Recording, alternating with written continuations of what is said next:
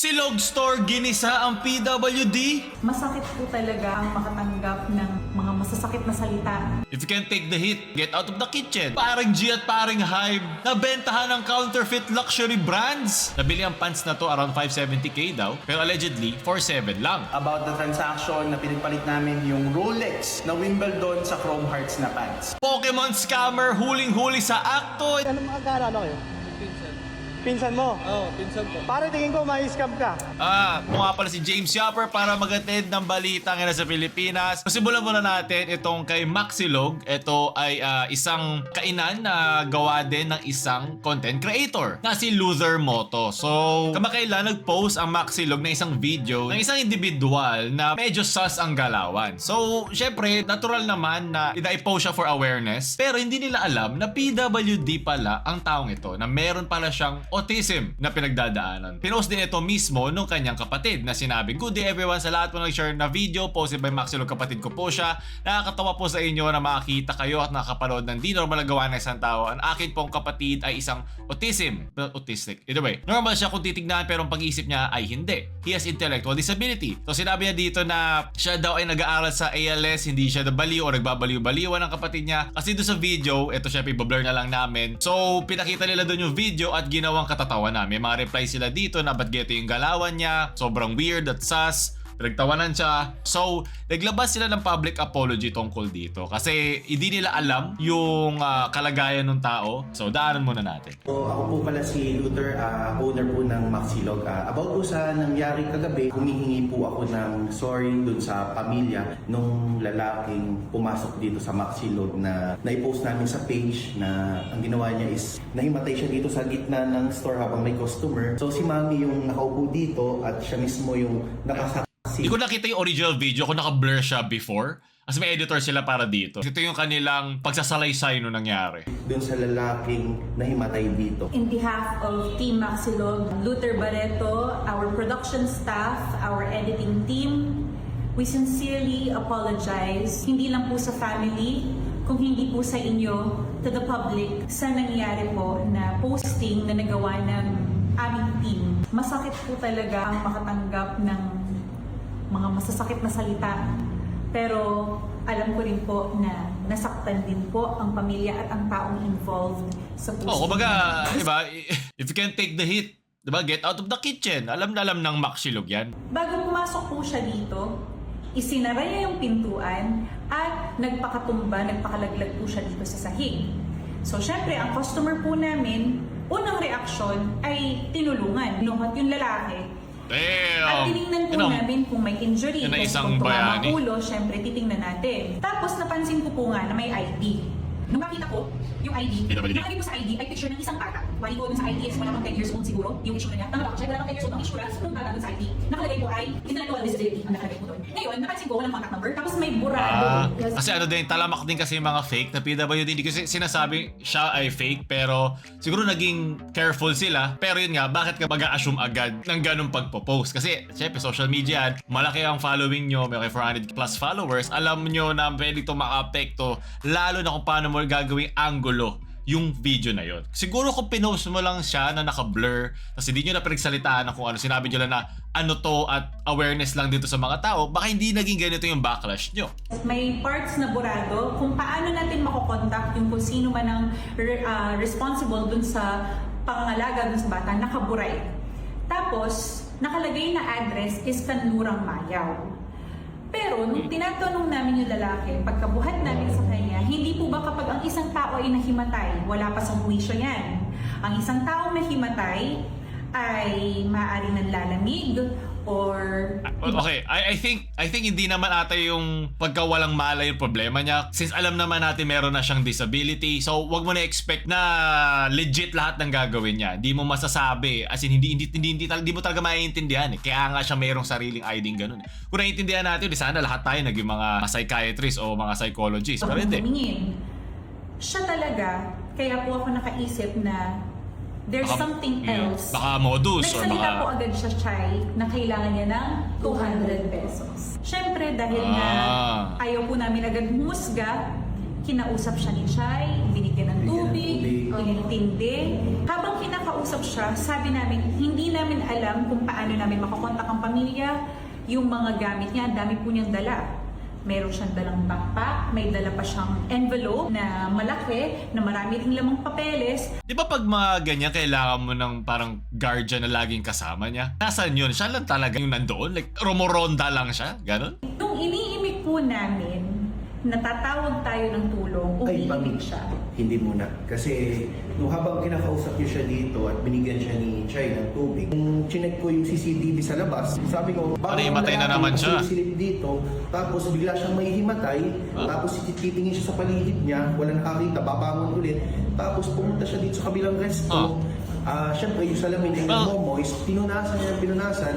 Nung pinunasan niya, di kita niya siya sa labas, bigla siyang Himatay ulit. Tapos hindi siya pinansin, tumingin siya kaliwat kanan, bumangon siya, pumunta naman siya dito sa Maxilog. Tsaka para mahimatay ka ng gano'n, I mean, lagi siyang nakatuck in, ha? I mean, alam mo yun, alam niya yung tamang way para hindi siya mabagok, ha? Well, yun nga eh, kung meron nga siyang, alam mo, intellectual disability, walang sense yung ginagawa niya, pero alam niya yung ginagawa niya. Kasi kita mo, make sure niya na safe yung pagkabagsak niya. Ano yun eh, talagang parte talaga yan. May mga kanya-kanya silang quirks, or like, anong ginagawa. Iba kasi parang pinapalo nga yung dibdib, iba nga, parang may sinasabi. Iba-iba talaga siyang manifestation. Ito siguro yung sa kanya. Mami, ba't ganito yung video? Tapos, Ito na. yun na nga, since so nakita wala niya ako beforehand. dito, pinanood ko sa CCTV. Kaya siya kinakabahan. Ako po ay mismo humihingi ng sorry, pasensya sa pamilya nun kung na-post mismo sa social media. At ako, sasabihin ko sa inyo na hindi na ako nag-e-edit ng mga vlogs ko. Tumawag sa akin yung kapatid kasi wala na kami dito. Mukhang yari ang editor.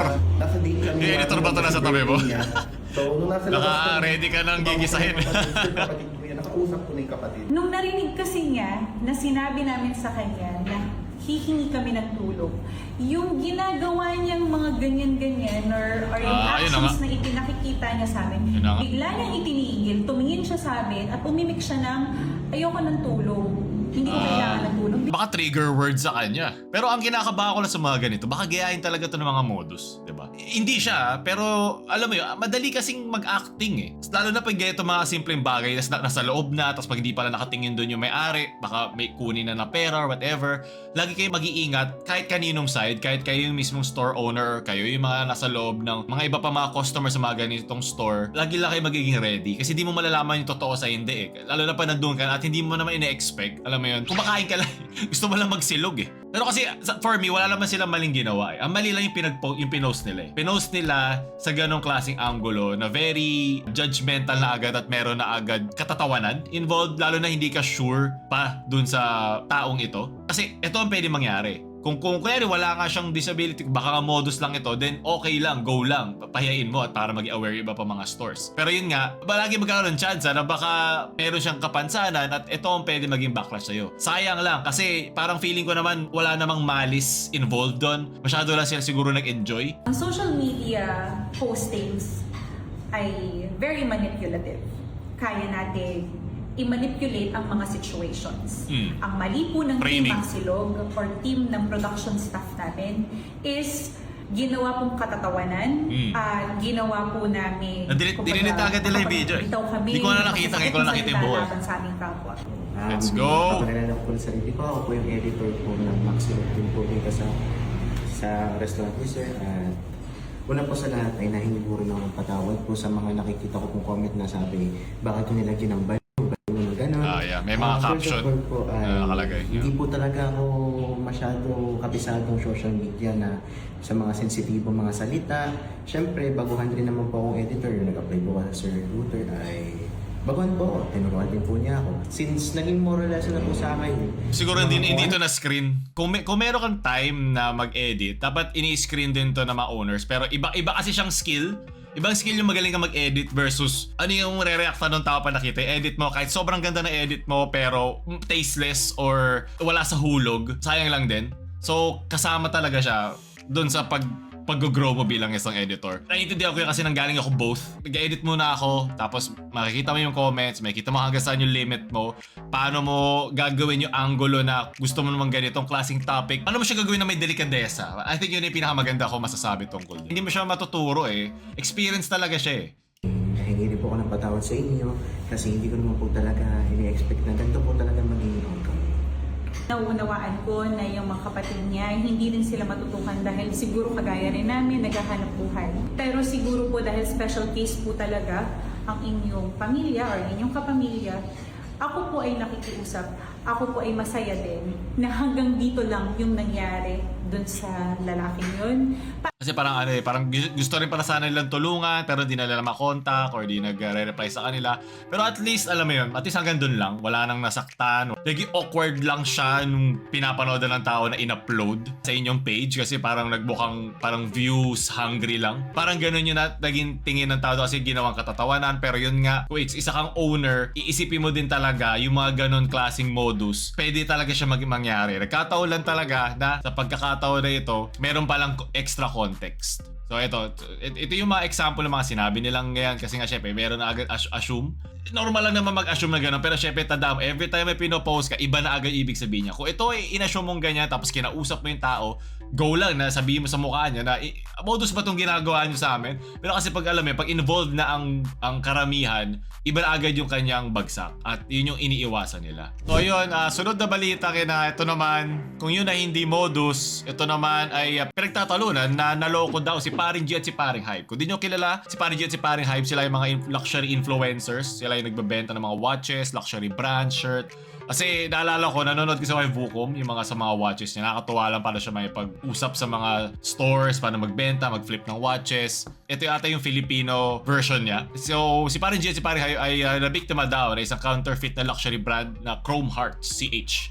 Nabili ang pants na to around 570k daw. Pero allegedly, 4.7 lang. Ito ay nagsimula dahil sa Get Nice na app tsaka yung The Prism. Kasi ang sinabi dito ni Get Nice, nag-invest siya sa pwesto doon sa Prism. Well, ngayon Prism na, Get Nice talaga yon. Ngayon nasa app na lang sila. Tapos dahil dito, na pinagbilhan daw itong Chrome Hearts na ito na pants sa Prism, nako-connect tuloy sa Get Nice. Kaya dahil dito, dinefend niya yung brand na meron siya. So sinabi niya dito na, you ask for evidence, here it is. So ayaw na daw niya tong palakihin pa, pero kung nag-sorry lang daw itong si Nico daw, allegedly na mayroon daw alam sa nangyari. Hindi ko lang kung siya owner, isa sa mga owners nun. So sinabi niya doon na, yan. So kung nag-sorry ka lang o nag-remain sa, I will not have continued pursuing this matter. But since nag-publicly ask ng evidence, ako yung magpo-provide. So sinabi dito yung mga screenshots na pinakita yung purchase and payment records for the pants featured in these videos. The brown Chrome Heart style pants worn by Paring G were purchased for RMB 459. Around 800,000 was purchased for RMB 399. So the payment dates are also visible in the records. The corresponding videos were published approximately 2 to 3 weeks after these purchases, so the timeline matches. These are not random pictures downloaded from the internet. They are the actual transaction and payment records from my account showing the product photos, description, prices, and purchase dates. I also want to make things completely clear. Hindi alam ni Paring G ito. Siya ay walang kalam-alam. I do not believe Paring G knew where these pants came from or what they actually cost. Please do not attack, harass, or involve in this matter. Humingi lang siya ng pruweba. Pinakamahal na nabenta sa Get Nice store. Ayan. Hindi ko naiintindihan, pero yan, suot-suot niya. At nag-reply dito si Conix Andaya. Sila yung nagsasagutan regarding dito. So humingi siya ng invoice kasi syempre ang legitimacy at ang pagka-original na mga luxury brands or mga ganitong klaseng mga halaga ay importante lalo na sa mga nagbebenta. Ang reputasyon nila ang kanilang puhunan. Kung pag yan ay nasira sa'yo, pag yan ay nawala sa'yo, walang bibili sa'yo. Okay, walang bumili sa'yo, malulugi ang iyong business. So, sinabi niya yan dito. So, I'll show you a screenshot that is a GC wherein there are multiple people that can be a witness on the authenticity of this proof and chat. So, back in February 2025, Carl called out our Chinese business partner Jin regarding some of the questions na meron tayo regarding fulfillment on some orders. So, I will read this to you, but I will share this to you also also, Carl said, I keep on delaying the meeting not because I don't want to talk to you, but because there are some other things that are more important. Sorry if I'll say this here and you already started it. I already know that you're saying certain infos to our office staffs. That's not true. Office staffs meaning the Get Nice app.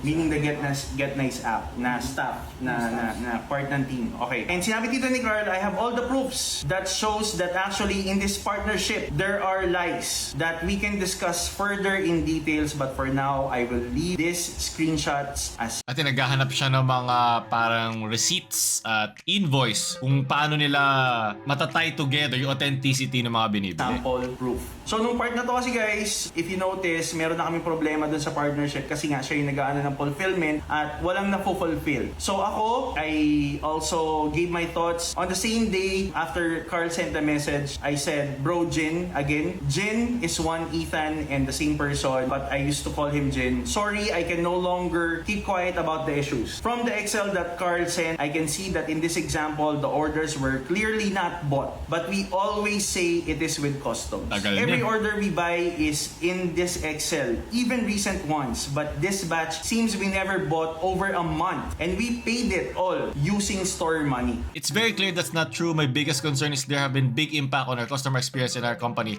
but we insist on this lie instead of fixing it. Then the solution we have is pay the compensation refund using store money again, bro. It's not fair to the business. I can't speak about the partnership or the shares or whatnot. Anything we build for the company, if we do this, will be for nothing since we easily ruin it by negative customer impact. And what's more is we lie to each other. And I involve here one of his Chinese business partner or employee. Weiwei keeps saying it's in customs but it's never been bought. In which, guys, ito yung response niya in that GC Steel. Ang sabi ni Jen, or sumagot mo na yung Weiwei during this day, sinabi niya, kinonfirm niya, I received money, delay. And sabi niya, I prepare my personal things back China, focus on meeting my girlfriend's family. That's why delay to update. Sumagot si Jin or Ethan, as you can see in this chat already, he said, about this, no need to talk here. I will pay the refunds, no matter what reason. But for now, I need Bro Carl have a meeting with me. I will pay 100% of the loss. And this is the time na sabi ko, yes, no need to discuss here. Thanks guys, and I left the group. Okay guys, so let me be clear, we didn't receive any refund or compensation for the orders na tinutukoy. And here, let me share with you the proof of the transaction wherein we sent from the Get Nice store an amount of 1,068,000 pesos back in January 6 to be exact, to be sent to Get Nice online shop bank account, proving that we are paying and disassociating the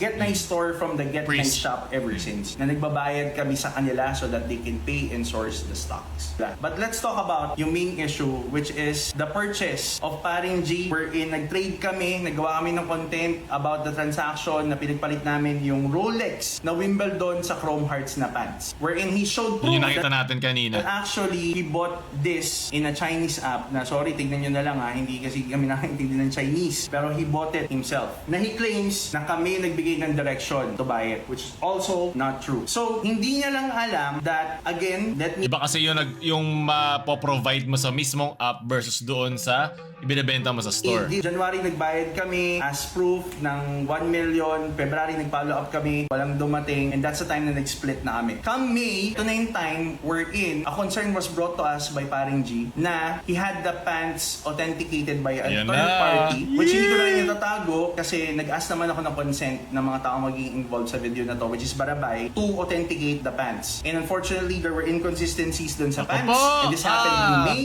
At nung time na yon, nung na-brought to sa attention Kaya kailangan naman talaga dinadrop mo yung mga names sa mga ganyan. Kasi syempre, kung may mag-authenticate na isang bagay, dapat alam ng tao to authenticate themselves. I mean, para makita nila kung sino to, ano ginagawa niya, ano history niya, para lang siyang way to cross-check sa isa't isa. So, buti at dinadrop din yung mga names. Kailangan din malaman namin ng ni tao. Carl, what we did is we took actions right away. So number one, the first action that we took is we compensated Gerald for the same amount and value of the pants with other items. So dito sinabi niya na una na ginawa ay kinompensate agad nila yung value ng pants sa binigay kay Paring G o si Gerald. So ito, gusto nilang kasuhan itong Chinese supplier nila. Pero paano nila gagawin kasi nasa China. So nagka-problema sa reputation namin. Buti lang si Hybe and G yung nagkataon na may issue. So mabilis kausap. Syempre yung mga sa social media ang ano niyan eh. Good evening brother, no worries dun bro. Abulin nyo yung supplier taas ata ng kuha nyo dun eh. Sayang din. Buti sa akin rin natapat sa atin na lang din yun. Ako pag yan ibang tao mas mahirap eh. Yan nahirap pagkakilala mo eh. Alam ko yung feeling eh. Nakaka-scam lang eh. Stock 2 compensated G, Gerald, with other merch and products amounting to the same value. We even added some gifts para So parang sinasabi din niya dito na sisagbayad kami ganitong halaga, hindi kami kakontsaba doon sa authenticity ng mga binibili doon na supply. Parang ganon. dahil napahiya kami. Pero bukod doon, eto guys, just to show proof, ito yung pants. Hindi namin binenta, hindi namin tinapon. Ito yung sabi nilang pang content lang. Mas lalong hindi kami kumita ng 800,000 dahil nandito yung item. So that disproves Kasi all na, the things regarding sinabi na that ni issue. Barabay. Siguro maganda lang dito na matutunan natin is kailangan natin ng legitimacy checker. Iba kasi nagva-vouch. Diba sa iba't iba mga hobby sila at mga pinagbibilan nila ng mga produkto, mapabaraha, or watches, shirts, shoes, caps, kahit ano pang merch yan. Ito siguro yung kailangan talaga natin eh, yung legitimacy check sa mga ganong klase produkto kasi alalaking perang involved dyan. Siyempre iba usapan na ulit, bakit ka bibili ng 500k na pants? Wala akong pake kasi pera mo yan. Iba kasi dun na ang pinag-focus ha. Pero I think pinag-focus muna dito ay yung legitimacy check ng mga produktong dinadala dito. And also syempre yung reputasyon ng mga seller na yan. Kasi syempre pag diyan ka na bumili, meron ka ng parang ranking kung gaano kaganda yung mga produktong dinadala mo dito at kung mga fake ba sila o hindi. Kasi walang way to check. May iba't iba ba mga apps? Pero sumagot din ulit dito si Get Nice. Sinabi, I'm honestly tired of responding. You had one time to produce videos that were more than 10 minutes long. Yet somehow, showing the original invoice and transaction record is still too difficult. Constantly bringing up unrelated issues to distract people from the actual questions is a very cheap tactic. You keep making allegations about me. Fine. After publicly showed the original voices and payment records for the odd AP, Patek Philippe, Rolex, Louis Vuitton clothes and bags, and the Chrome Hearts pants, I will respond to every other issue you want to raise. Until then, stop changing the subject. As for the pants, the complete chat history is already public. It clearly shows who asked whom to purchase them and when they were supposedly for and what promises were made. Yet, you are still claiming that I told you to buy them and wear them? Do you seriously think everyone reading the conversation is stupid? And Carl, at this point, you cannot keep pretending that you were uninvolved. You have participated in too many of these videos and discussions. Do not think that throwing dirt at me somehow makes you clean. This was never about me winning. It was about making sure you could no longer hide from the evidence. So ito mga gamit na pinapakita niya. I think ang kailangan na lang dito is mag-produce siya ng pruweba ng mga invoices niya. Let's keep this very simple. The 4 items in question, the AP watch, the Patek Philippe, the Louis Vuitton, and the Chrome Hearts, all appeared in your videos after I had already left the physical store, correct? Then show the original invoices and payment records for these exact 4 items. The dates, product details, amounts, and seller information must all match the actual items shown in your videos. If you can provide genuine and independently verifiable records for all 4, I will immediately issue a public apology and take responsibility for the reputational and emotional harm caused by my accusations. No more personal attacks, no more unrelated stories, no more Pero na doon ang pera! Get Nice? 4 items, 4 original, that's all I'm asking for. So I think ito na talaga dahil connected yung mga name nila at kailangan at importante ang reputasyon sa mga ganitong klaseng businesses. They need to come clean at they need to be transparent sa kanilang mga customer dahil syempre bibilan mo na ganitong halaga yan, nalaman nila may onting off dyan, iba yung amoy, iba yung tingin sa'yo nung merch, iba yung vibe niya, sira ang negosyo, hindi ka bibilhan. So the balita at pangili, ito naman, grabe talaga ang scammer. Ano kayo? Pinsan mo? Oo, pinsan po. Pare, tingin ko may scam ka. Kung kanina alleged scam, ito talagang legit scam. Alam ko kung saan pa ito. Ito yung sa may Suki May scam Market. ka kasi. Alam ko itong building na to, kilalang kilala to eh. Hi guys, Jolo here, and today, tingin ko may mangi-scam sa akin eh. Ito naman ay isang Pokemon na transaction at pinagko-connect ng isang third party ang isang buyer at isang seller. So ang gagawin niya dito, pag-meet nila sila, tapos papabayad niya muna. Ipapabayad muna niya sa buyer pag nasa harap na siya ng seller. Siyempre, di naman yung seller yung buyer na yon. Sasabihin kunyari parang birthday niya o malayo pupuntahan. Napagdaanan ko na din yon. Tapos, yung mismo masascam dito ay yung mismong buyer. Kasi hindi naman ibibigay sa iyo ng seller na hindi nakukuha yung pera eh. Pinadala mo ng pera ay hindi yung seller. So, yari ka. Pakita ko sa inyo, hindi matutuloy yung pang-scam nun. Actually, hindi naman ako yung may scam. May scam yung bibili sa akin kasi siya yung magbabayad eh. Yeah. Parang ginagamit lang ako. Pre, Common to. hindi tayo papayag na ma-scam yung... Yeah! Labanan mo si Team Rocket. Parang kasi Ash Ketchum. Yung pigilan mo siyang Team Rocket. Pare, Vincent? Opo. Sino katansak mo? po yung pinapunta na Rainiel. Rainiel? Oo. Hindi ako yun. ETB, magkano kuha mo? Elite Trainer Box. Hindi ka na kasi nag-usap niya eh. Basta ako lang yung kumupit dito. Ayun na. Ikaw lang ang pipick up? Oo. Ito, kausap ko. Wait lang. Ayun po ba yung Jojo? Jolo? Jolo po. Oo, okay. Mali pa, iba na naman. Wait lang, video ako lang. Ikaw ang pipick up? Opo. Pero back transfer daw po kasi sila. Bali yung item kukunin ko kasi sinanda lang yung pera. Present sa akin yung pera. Ayun na, yan. Alamin mo muna bro. Delikado yan. Ito yung ano, nasa'yo ba sir yung... Ha? Nasa'yo ba yung Pokemon card? Nasa akin pero nagdududa ako eh. Pare! Siya po yung ano? Sino to? Rainiel po. Rainiel kasi iba yung kausap ko rin eh. So dalawang magkaiba. Kaya hingi sila hinga ng mga photos. Lalo na pag sobrang daming sinasabi, sobrang daming nandito ako sa ganyan. Alam ko busy yung mga tao, pero the more complicated isang bagay, the more na pwede kang, sige na, bigay ko na, siguro totoo naman. Doon na dadali sa mga scam. So mag-iingat kayo sa mga ganyan. So ang nangyari, buyer, seller, tapos meron silang isang third party na ipagko-connect. Syempre, isa dyan, siguro isang tao lang o isang scam network lang. Pagkabigay ni buyer yung pera, kinoconnect niya yung isa pang kausap niya na seller, paalam na. Di na yan pupunta sa seller at walang transaction. Technically, ang mga nanakawan yung buyer, hindi yung seller. Pare, ikaw yung buyer. Ano kayo? Pinsan. Pinsan mo? Oo, pinsan po. Pare, tingin ko may scam ka. May scam ka kasi kausap ko rin yung Mark. Hindi pala, iisa lang pala, isang mark. Gawain yan sa Lalamove din nangyari. Third party. Pare, third party scam yan. Third party scam yan. Third party scam yan. Magkano kuha mo? Pare, may scam ka. Magkano kuha sa'yo? Magkano mo kinukuha? Nako, 9K TV, men. Ang aga ng pamasko. 10 nga lang, swerte ka na eh. 9K pa kaya? Tamo, benta ko sa kanya 11K. Kita mo? 11.5 nga yun eh. Pangalan pa lagi, parang tatlong first name eh. Mark, Richard, and Martin. Isang network. Sabi na eh. Pare kasi too good to be true yun, 9K na ETV. Yun Alam mo nga naman yun eh. Pero, Umasa diba, ka. Brad, sabi ko sa'yo eh. Kaya nagdududa ako sa'yo. Ano yun? Scam yan. May scam Okay. ka. Pare, kung binigay ko yung item dito sa pinsan mo, pag-send ka ng bayad, di ba? Mhm. Mayayari ka. Kasi hindi na marireceive ni Kuya. Kuya Jolo. Buti na lang. Pre, wala. May scam ka, bro. Ikaw yung nag-ano yan, boss? Hindi. Di ako yan. Sabi na eh. Bibili mo na lang sa kanya ng 11K ngayon. Natunugan ko na.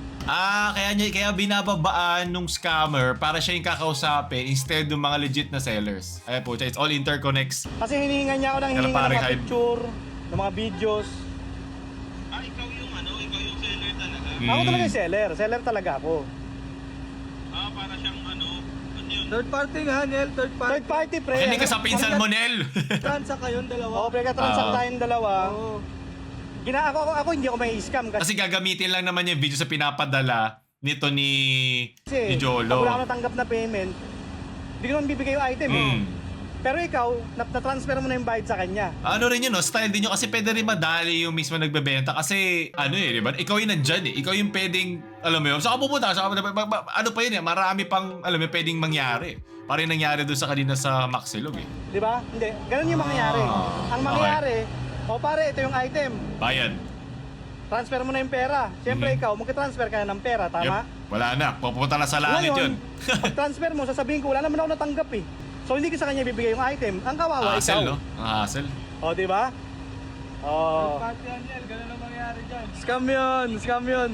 Tingnan mo yung pare, yung script niya sa akin, sabi niya, wag ko daw sabihin na Ay, totoo yung mga ganito. Huwag na lumabagin pa sa pizza ko, bro. Sabi ko kasi, mura ko lang ko 9 pag baka kasi may masabi pa barat kasi yun. Yung mga nangyari yan, exactly ang ganyan sinabi niya. Sinabi naman niya, sa surprise sa kanyang asawa kasi nagtatrabaho daw palagi. Tama naalala ko pa. Talaga eh. Di ako na-scam. Sa sobrang dami lang na sinasabi niya, inayawan ko na lang. Parang bahala ka sa buhay mo. Di ako nandito para pakinggan yung life story mo.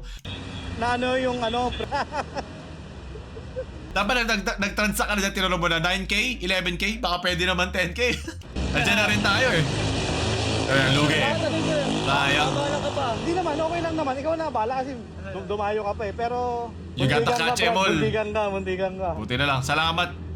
Isa kang tunay na trainer. Sige. Damn. At so ba tayong mga hobbies ngayon talaga, tsaka mga ganitong collectibles, tulad ng mga merch, caps, kahit ano pa yan, kotse, cards, ganito nakalala. Kaya dapat lagi kayo maging mapagmatsyag dahil sa isang tulad ko na scam. Di ko na-upload yung video ko na scam ako. Ito yung video. Lagi kayo mag-iingat, double check nyo lahat. If it's too good to be true, double check nyo ulit. Kasi alam niyo man sa Pilipinas, diba, mga pera natin na gusto lang sana natin ihila ating inner child, nagiging ano na lang pala. Hinihiling na lang natin na sana wag tayo ma-scam. So sana gustuhan niyo yun. Huwag niyo kalimutan i-like, share sa mga trainer nyong friends, mga mahilig sa Chrome Hearts. Gusto pa na makita, meron tayong pin comment ng mga balitang ina. Gusto niyo makita aming cafe. Wala kami dun silog, pero punta nyo, nandito lang. May mapakita ko sa inyo. James Shopper, mamaalam.